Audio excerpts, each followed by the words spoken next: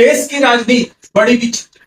यहाँ कोई नागपंचमी सिर्फ कैलेंडर में नहीं आ, बल्कि जब तक दिल्ली की गलियों में भी उतरा। और इस बार तो नागपंचमी की पूजा आरएसएस प्रमुख ने कर ही डाली, सीधे मोदी सरकार की कमजोर नस को दबा। सोचिए, जब वाशिंगटन के व्हाइट हाउस में राष्ट्रपति डोनाल्ड ट्रंप भारत की गर्दन पकड़ने की मुद्रा में बैठे, अब दिल्ली में किसी को नस दबाना कैसा लगता हो? बिल्कुल वैसे ही जैसे डॉक्टर के पास इंजेक्शन लगवाने गए हूं और नर्स कह दे को नर्स ही नहीं मिल रही। मोदी जी की हालत भी अभी वही।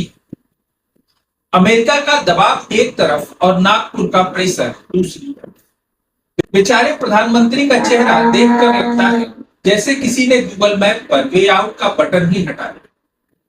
भागवत जी ने काशी और मथुरा का मुद्दा उठा दिया। अब यह विषय उठे तो लगता है मानो पुरानी दराज से कोई वही खाता निकाल लाया। ओ, ये वाला हिसाब अभी तक बाकी है। जनता तो महंगाई और बेरोजगारी की किस्तें भरने में जुटी है, लेकिन भागवत जी ने अचानक याद दिला दिया कि किस्तों के अलावा किस्से भी अधूरे पड़े। मोदी जी के लिए यह स्थिति वैसी ही है जैसे शादी में बारात आ चुकी हो और दूल्हे का सेहरा रहस्यमय ढंग से गायब। अमेरिका पूछ रहा है, tell me what's your stand on us, और इधर नागपुर से आवाज आ रही है, बताइए काशी मथुरा कब लौटा रहे। बेचारे मोदी जी दोनों तरफ फंसे, जैसे ऑटो वाले से पूछ लो भैया मीटर से चलोगे, और जवाब आए साहब मीटर तो चलता है लेकिन पेट्रोल नहीं।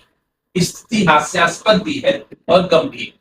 अमेरिका ने गर्दन पकड़ी है, नागपुर ने नस दबा दी। अब प्रधानमंत्री जी को सांस भी लेनी है और मुस्कुराना भी। अंतरराष्ट्रीय मंच पर जाकर मुस्कुराना वैसे ही लगता है जैसे कोई गायक बिना सुर के आलाप पर। तालियां तो मिलती हैं, पर कान से खून भी निकलता है। भागवत जी जानते हैं कि इस वक्त नस दबाने का असर रोकना, क्योंकि मोदी जी चुनावी मोड, और चुनावी मोड में नस दबाना वैसा ही है जैसे एग्जाम हॉल में निगरानी शिक्षक आपके पीछे खड़े। अंत में जनता सोच रही है, काश काशी और मथुरा की खलबली से पहले महंगाई की खलबली शांत हो जाती। पर यह देश है साहब, यहाँ प्राथमिकता हमेशा वही होती है जो जनता की डायरी में नहीं बल्कि सत्ता की डायरी में।